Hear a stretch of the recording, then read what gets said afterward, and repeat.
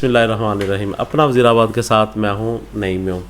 नाज़रीन, आज के जो हमारे मेहमान हैं जमात इस्लामी पाकिस्तान के सूबाई रहनुमा ज़बीउल्लाह मलिक साहब, आज इनसे पूछते हैं कि जो मौजूदा पाकिस्तान के हालात हैं इनके बारे में पूछते हैं, ये कैसे ठीक होंगे और इसको कैसे ठीक किया जाए, या इनके पास कोई अपनी तजवीज़ है। तो आइए मिलते हैं मलिक ज़बीउल्लाह साहब। अस्सलाम वालेकुम मलिक साहब। वालेकुम अस्सलाम। मलिक साहब, हमें हमारे नाज़रीन को, अपना वज़ीराबाद के नाज़रीन को बताइएगा कि जो मौजूदा सूरत हाल है पाकिस्तान की, मुआशी, सियासी और कारोबारी, इसके ऊपर तो थोड़ी सी रोशनी डालिएगा ज़रा। मोहम्मद नईम हूँ साहब और आपकी टीम का कि आपने ये टाइम निकाला और आपस में हम गुफ्तगू शुनीद करते हैं। वतन अज़ीज़ में जब से मार्ज़ वजूद में आया है तब से लेके आज तक इस मुल्क की, इस अवाम की बदकिस्मती ये है कि ना तो यहाँ पर इस्लाम के नाम पर जो ला इलाहा इल्लल्लाह मुहम्मद रसूलुल्लाह सल्लल्लाहु अलैहि वसल्लम के नाम पर ये जो मुल्क, जिसको हम मदीना सानी भी कहते हैं, मार्ज़ वजूद में आया है। हमारी बदकिस्मती कह लें कि ना तो आज तक ये 76 साल हो गए, 77 साल, ना तो इस्लाम ही इसमें गालिब आ सका है और ना ही वो निज़ाम जो तमाम लोगों ने, तमाम सियासी जमातों ने, जिसको हम जमहूरियत कहते हैं, उसका माहज़ भी इस्लाम है कि जमहूरियत के जो बुनियादी नुकात हैं, जो हमारा पाकिस्तान का आइन है, वो तमाम का तमाम बुनियादी जो उसकी चीज़ें हैं वो इस्लाम के उसूलों पर ही मबनी हैं। जो इलेक्शन की एक मुजवज़ा जो शक्ल है, उसको भी उसकी जो असल गर्ज़ो गायत है उसे बहुत दूर ले जाया गया और पाकिस्तान के तमाम इदारे, वो सियासी हों, वो अस्करी हों, वो इंतज़ामी हों, वो तमाम के तमाम इस जुर्म में बराबर के शरीक है कि उन्होंने जमहूरियत को भी अपनी असल हालत में यहाँ पे पनपने नहीं दिया। यानी कि कभी भी आप देखें कि कोई भी इलेक्शन ऐसा नहीं है कि जो इलेक्शन गुज़रे और कोई 2-4 पार्टियां उस पर वावेला मचाना ना शुरू कर दें। बस यही हमारी बदकिस्मती है कि जो बुनियाद होती है किसी भी मुल्क को चलाने के लिए, उसके निज़ामों को ठीक करने के लिए, पाकिस्तान में फ़िल वक्त जो निज़ाम मौजूद है वो उसको तो आप जमहूरियत ही कह सकते हैं। और जमहूरी इदारे हैं, वो चाहे कौमी असम्बली की शक्ल में हो, सूबाई असम्बली की शक्ल में हो, या बुनियादी जो जिनको आप बीडी इलेक्शन कहते हैं, वो बल्दियाती या म्यूनसिपल कॉरपोरेशन के निज़ाम हो। बेसिकली तो ये सारे के सारे जमहूरी निज़ाम के तहत ही मार्ज़ वजूद में आते हैं। लेकिन यहाँ पर जो सियासी जमातें हैं जो इस जमहूरियत के सियासी अमल का हिस्सा होती हैं, उनकी भी बदकिस्मती से शायद बुनियादी तरबियत में ये पहले दिन से ही शामिल है कि वो ये समझते हैं कि कुछ जो खुफिया ताकतें हैं उनकी पुश्त बनाई के बगैर, उनके तामन के बगैर हम वो कामयाबी इलेक्शन में हासिल नहीं कर सकते। और मेरा ख्याल है सबसे बड़ी इस सिस्टम की बुनियादी जो खराबी है वो ये सोच ही है। आप देखें कि जितनी भी पार्टियां हैं, कोई भी ऐसी पार्टी नहीं है कि जिसने अपने मौजूदा टन्योर में, अगर उसने पूरा किया है तब भी, अगर पूरा नहीं किया तब भी, हुकूमती जो उसका मुद्दत होती है उसने अपने मकासद हासिल किए हों। कोई मुल्की तौर पे जो एक एजेंडा हम बनाते हैं, हर पार्टी बनाती है, अपना मंशूर बनाती है। आप जब उनकी हुकूमत ख़त्म हो जाती है तो उसको देखें तो वो उसके पर मेरा 10% भी अमल नहीं हुआ होता। उसकी वजह ये है कि जब उसके दरमियान में कुछ ऐसी चीज़ें आ जाती हैं तो फिर वो मुहताज होती हैं नाम नहाद हुकूमतें उन इदारों की जिनके तावन से या जिनकी मदद से जायज़ और नाजायज़ तरीक़ों से वो बरसरे इक़्तिदार आए होते हैं। हम ज़्यादा दूर नहीं जाते, आप पिछली हुकूमत को ले लें तो इमरान खान साहब इक़्तिदार में आ गए, तो जब वो इक़्तिदार में आए तो वो तस्बीह पढ़ते थे जनरल बाजवा साहब की। वो हर खिताब में ये कहते थे कि जनाब फ़ौज और अवाम और हुकूमत जो है एक पेज पे है। और ये कहते थे कि कोई भी काम मेरे मशवरे के, मेरे हुक्म के बगैर नहीं होता, हमारा बहुत जनाब आपस में रिलेशनशिप है। हालांकि फ़ौज तो एक इदारा है, तो उसको उन्हीं इदारों की तरह काम करना चाहिए जिस तरह वो दूसरे इदारे मुल्क में काम कर रहे हैं, और बिल्कुल उनका इंचार्ज और निगरान और जो फाइनल अथॉरिटी है वो तो पार्लियामेंट और वज़ीर-ए-आज़म को ही होना चाहिए। अमूमन ही ऐसे होता है जितनी भी हुकूमतें होती हैं। मैं पिछली हुकूमत का इसलिए ज़िक्र कर रहा हूँ कि वो माजी करीब में है। अल्लाह करे कि इस हुकूमत के साथ भी ऐसे ना हो, लेकिन होता है, ऐसे ही नज़र आता है। तो फिर इमरान खान साहब जब वो 3-4 साल गुजर गए तो फिर उनको शायद वो उनकी पसंदीदगी बदल गई।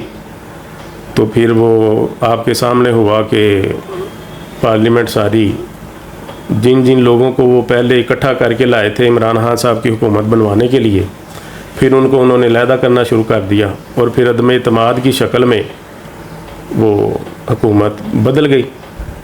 तो फिर पाकिस्तान के जो अपने आप को बहुत बड़ी तादाद उलमा के नुमाइंदा कहते हैं, जनाब मौलाना फजल रहमान साहब, वो स्टेज पर खड़े होकर कहते थे कि तुम्हें अमेरिका ने नहीं निकाला। वो सीने पे हाथ मार के कहते थे कि तुम्हें हमने निकाला है, फ़ख्र से कहते थे। फिर जब चंद दिन गुजरे तो फिर वही फजल रहमान साहब फरमाने लगे कि मैंने तो नून लीग को कहा था कि बाजवे के कहने पे ना लगें और अदम एतमाद ना लाएं, तो ये अदम एतमाद तो जनाब बाजवा साहब के कहने पे आया। अगर हमारी लीडरशिप के कौल और फ़ेल में इस तरह के तज़ाद होंगे तो आप कैसे तवक्को कर सकते हैं कि ये लीडरशिप जो है ये पाकिस्तान के साथ मुखलस है?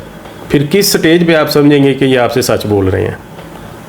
ये खुफिया कमरों की बातें नहीं है, ये स्टेज की बातें मैं आपको बता रहा हूँ। और ये क्लिप मौजूद है कि स्टेज पे खड़े होकर पहले आप कहते हैं कि हमने तुम्हें निकाला है, और बाद में आप जब आपका आपस में पैचअप कोई मतलूबा मकासद हासिल नहीं होते तो फिर आप कहते हैं कि नहीं नहीं मैंने नहीं निकाला, ये तो बाजवे ने निकाला है।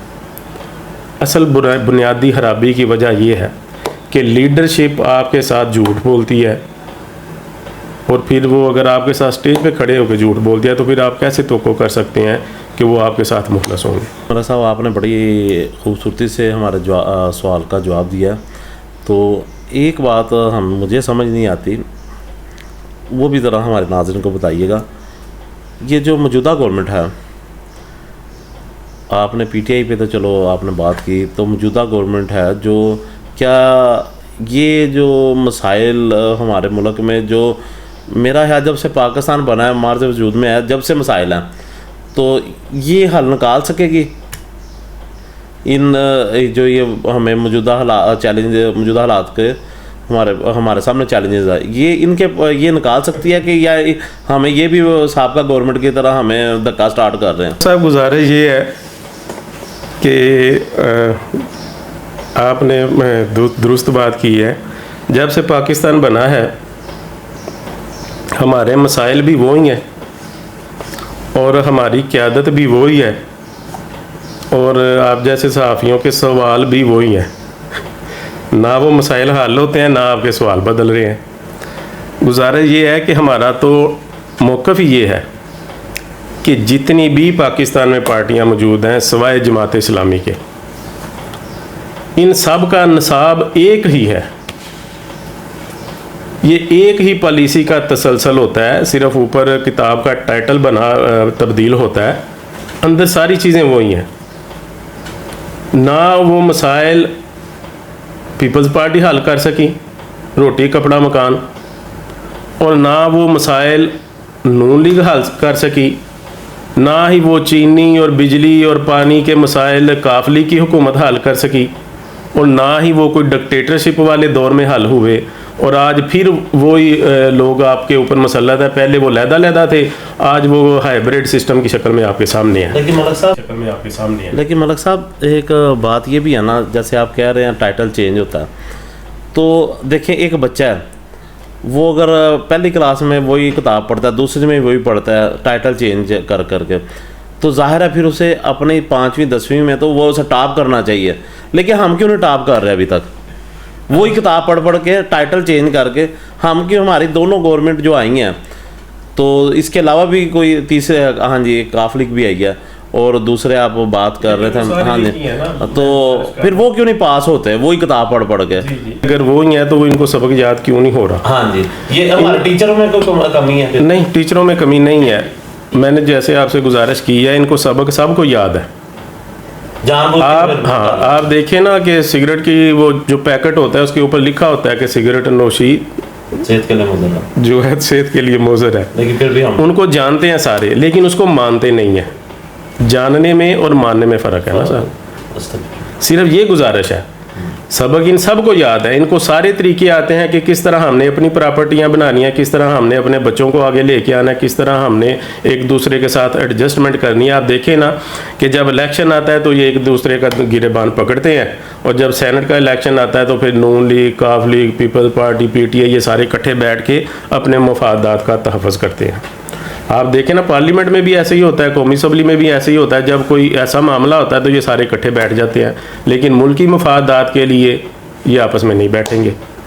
इसलिए मैं गुजारिश ये कर रहा हूँ कि एक एजेंडे हैं पाकिस्तान में मौजूदा इस्टेब्लिशमेंट के, और एक एजेंडे हैं इंटरनेशनल इस्टेब्लिशमेंट के, जिनके ये अपने आप को मुख्तार समझते हैं। ये IMF को अपना हक़ समझते हैं। मौजूदा भी जो जितने भी पाकिस्तान के हुक्मरान हैं, आप देखें यहाँ पे पाकिस्तान के हुक्मरानों से कहें ना कि जनाब फ़लाँ बात पे आप इशू है पाकिस्तान का नहीं बल्कि उम्मत मुसलमान का इशू है, तो बहुत सारी पाकिस्तान की क़यादत जो है वो कहती है कि जनाब इस मौजू पे हम बात नहीं कर सकते। क्यों जी? वो जी आलमी इस्टेब्लिशमेंट जो है ना वो नाराज़ हो जाती है। सिर्फ पाकिस्तान में मौजूद इस्टेब्लिशमेंट नहीं, बल्कि ये जो पाकिस्तान की सियासी पार्टियां हैं बदकिस्मती से ये आलमी इस्टेब्लिशमेंट को भी नाराज़ नहीं करना चाहती कि कहीं वो हमारे रास्ते की रुकावट ना बन जाए। इन सब को सबक याद है, लेकिन उस पर अमल दरामद नहीं करेंगे, ना इन्होंने पहले किया ना ये आंदा करेंगे। आप मौजूदा सूरत हाल देख लेना कि जब ये पाकिस्तान और इंडिया का आपस में तनाज़ा हुआ है तो लोग हुकूमत से ज़्यादा अवाम जोश में थी। तो फिर अल्लाह का शुक्र है कि इन्होंने पिछले टन्योर वाला मामला नहीं किया, इन्होंने गैरतमंदी का मुजाहरा किया और पाकिस्तान की अवाम की उमंगों की तर्जमानी की है, और इन्होंने जवाब दिया और अल्लाह पाक ने सुरहरु कर दिया। काम करने की कोशिश तो करें। मैं काम करने की कोशिश ही नहीं कर रहा तो अल्लाह पाक मेरी कैसे मदद कर देंगे बैठे हुए की? आपने हिम्मत दिखाई है, अल्लाह पाक ने सारा कुछ सही कर दिया है। उनके निज़ाम भी सारे डेड हो गए हैं, उनका हाइब्रिड सिस्टम जो है, मिसाइल का सिस्टम, एंटी डोम सिस्टम, वो सारे बदबख्त परेशान हो गया कि हुआ क्या है। ये अल्लाह की मदद थी, लेकिन हमने जब हिम्मत की है तो अल्लाह की मदद ने फिर अपना काम दिखाया। आज भी ये जो पाकिस्तान के मौजूदा हुक्मरान हैं ये देखें अपने अपने हिस्से की कर रहे हैं। कैसा मुमकिन है कि आज देखें जब से हमने होश संभाला है हर साल वो चीनी का इशू ही बन जाता है, फिर वो शुगर माफिया के ख़िलाफ़ बयान आते हैं, मैं नहीं छोड़ूंगा। वो पहले जहांगीर तरीन साहब कहते थे मैंने नहीं शुगर माफिया को छोड़ना, अब शहबाज शरीफ कहते हैं मैंने नहीं छोड़ना, जरदारी साहब भी कहते हैं अपनी हुकूमत में मैंने नहीं छोड़ना, इमरान साहब भी कहते हैं मैंने नहीं छोड़ना। तो फिर किसने पकड़ना इनको अगर सब ने नहीं छोड़ना? तो लेकिन आप ये भी देखें कि इनमें से किसी ने इसको पकड़ा नहीं है, इसलिए कि ये सारे इसमें बराबर के शरीक है। जब ये शुगर की प्रोडक्शन शुरू होती है, हर चीज़ इनके फिंगर टिप्स पे होती है, इतनी प्रोडक्शन हुई है, पाकिस्तान की इतनी ज़रूरत है, इतनी मौजूद होनी चाहिए। तब ये क्या करते हैं आपस में मिली भगत करके फिर वो हज़ारों लाखों टन जो चीनी है वो पहले एक्सपोर्ट कर देते हैं, बाद में इंपोर्ट कर लेते हैं। पहले सहूलत ये थी कि इंडिया के साथ तल्लुकात ठीक थे, यहाँ से चीनी हज़ारों ट्रकों पे लोड होके जाती थी, इंडिया बॉर्डर क्रॉस करती थी, वहाँ पे स्टॉक कर दी जाती थी, और जब इधर इशू और कमी हो जाती थी शुगर की, फिर वही चीनी वापस आ जाती थी डबल रेट पे, तो 2 दफ़ा ये प्रॉफिट ले लेते थे। इनको कंट्रोल इसलिए नहीं ये कर सकते कि ये सारे खुद हैं।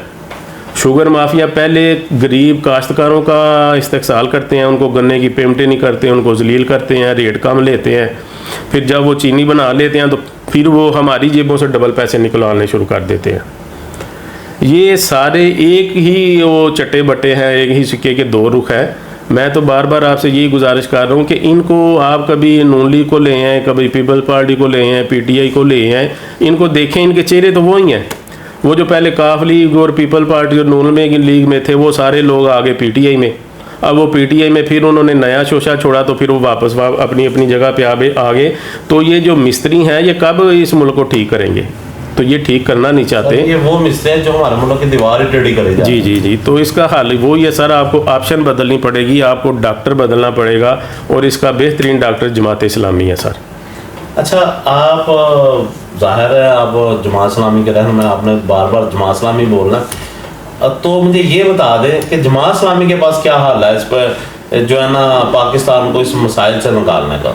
जी, आप जब भी कोई चीज़ ख़रीदने जाते हैं बाज़ार में तो कोशिश करते हैं उस दुकानदार के पास जाएं जिसका आपके ऊपर इत्मीनान हो, आपका इत्मीनान हो कि यार इससे मुझे धोखा नहीं मिलना, इससे मैंने पहले भी लिया था तो सामान ठीक निकला था। या डॉक्टर वो चूज़ करते हैं जिससे आपको तसल्ली होती है कि ये सही मशवरा देता है।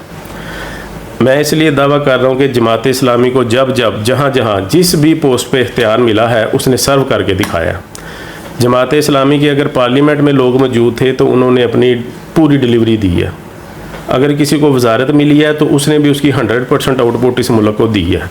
आप KP में हमारी वजारतें थीं तो इमरान खान साहब अपने मुंह से कहते थे कि जनाब अगर ये इनायतुल्लाह खान ना होता वज़ीर बल्दियात तो मेरी हुकूमत की कारकर्दगी ज़ीरो हो जानी थी, माइनस में चली जानी थी। इसकी वजह से कोई थोड़ी बच गई है। उनके किसी वज़ीर ने कोई डिलीवर नहीं था किया। हमारे जो 3-4 वहाँ पे वजारतें थी उन्होंने 100% डिलीवर किया और उसकी वजह से KPK की थोड़ी सी वो रिप्यूट जो है वो बच गई। आप कराची में देख लें, कराची में आज तक उस वजह से स्ट्रक्चर बचा हुआ है जो अपना अफ़गानी साहब पहले हमारे मेयर थे, फिर जब मुशर्रफ दौर में नेमतुल्लाह खान साहब आए तो उन्होंने कराची को रीबिल्ड कर दिया। कराची 2.5 करोड़ से 3 करोड़ लोगों का शहर है, वो पूरा एक मुल्क है। नेमतुल्लाह खान साहब ने उसको दोबारा से खड़ा कर दिया और लोगों ने महसूस किया, पूरी दुनिया ने ये महसूस किया कि इसकी रोशनियाँ बहाल हो गई हैं। और उसमें ज़ीरो टॉलरेंस थी करप्शन की, कोई करप्शन नहीं हुई। जो प्रोजेक्ट 4 अरब में होता था वो सारा 1.25 अरब में 1.5 अरब में मुकम्मल हुआ है, इसलिए कि ट्रांसपेरेंटी थी। अब दोबारा पाकिस्तान कराची में इलेक्शन हुए हैं तो आपको पता है कि किस तरह सारों ने मिल के बाहर लड़ते थे। तो PTI के जो लोग थे उन्होंने वादा हमसे किया वोट देने का, और जब वक्त आया तो वो जाके पीपल्स पार्टी की गोद में बैठ गए।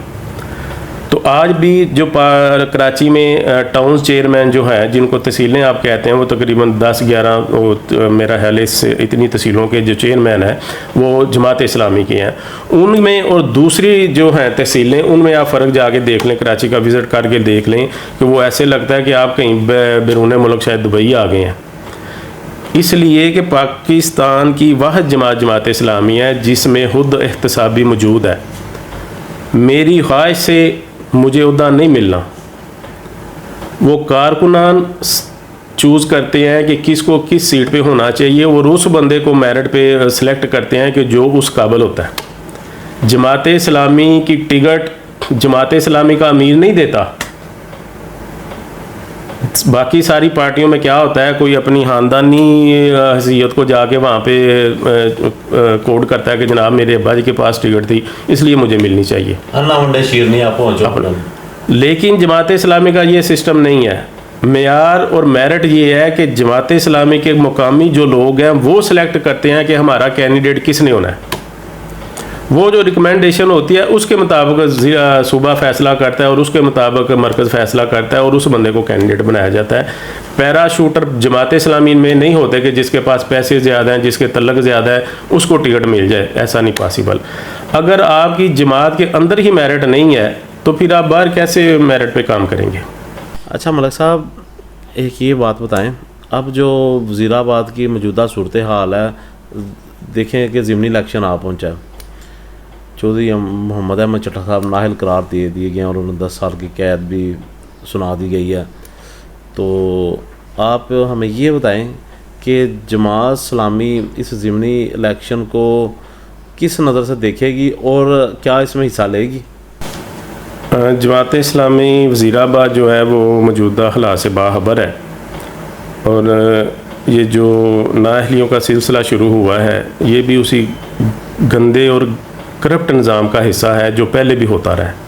जब दूसरों के साथ होता है तो मैं धमाल डालूँ, जब मेरे साथ होता है तो मैं सोग मनाऊँ, ये मुनासिब तरीका नहीं। हम तो इसलिए कहते हैं कि इत्दाल का रास्ता इख्तियार करना चाहिए, इंसाफ का रास्ता इख्तियार न करना चाहिए हर जगह पे। अल्लाह पाक तो ये फरमाते हैं कि आपकी जो दुश्मनी है ना आपकी, या किसी से अगर कोई मुखालफत है तो ऐसा ना हो कि आप इंसाफ को भूल जाएँ। हम इंसाफ को नहीं भूलते।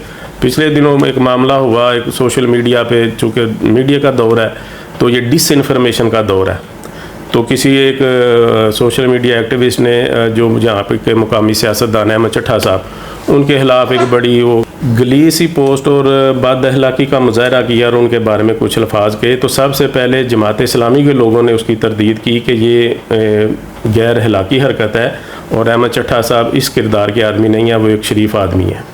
हमने तो ये नहीं कहा कि वो हमारे महालों के ऊपर कोई कीचड़ उछाल रहा है तो हम उसका तमाशा देखें, नहीं, ये गवाही है और अल्लाह पाक का ये हुक्म है कि गवाही देनी चाहिए और हमने दी। अब जो मौजूदा सूरत हाल है, जमात इस्लामी की 2 दिन पहले जो है शूरा का इजलास हुआ है, ज़िला वज़ीराबाद की शूरा का, उसमें ये डिसाइड हुआ है कि हम इलेक्शन के में कागजात जमा करवा देंगे और इंशाअल्लाह ताला अगली जो शूरा है वो इंशाअल्लाह 1-2 दिन में दोबारा होगी। तो फिर उसमें डिसाइड होगा कि हमने इसमें क्या करना है, पार्टिसिपेट करना है या क्या करना है। लेकिन मेरा ख्याल है कि जो सूरत हाल नज़र आ रही है, जिस तरह के शुनीद है कि PTI जो है वो अपना कोई बाईकाट की तरफ जा रही है, तो हम तो नहीं चाहेंगे इस हुकूमत को इस तरह का फ्री हैंड दे दिया जाए। अपनी हिम्मत के मुताबिक हम उसकी मज़ामत करेंगे।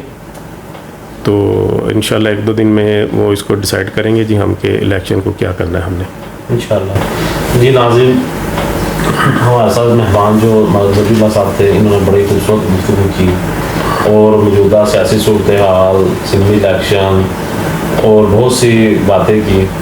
इंशाअल्लाह इनसे एक बार फिर मुलाकात होगी। आज के लिए तो इतना ही, इजाज़त दीजिए। अल्लाह हाफिज़। पाकिस्तान जिंदाबाद।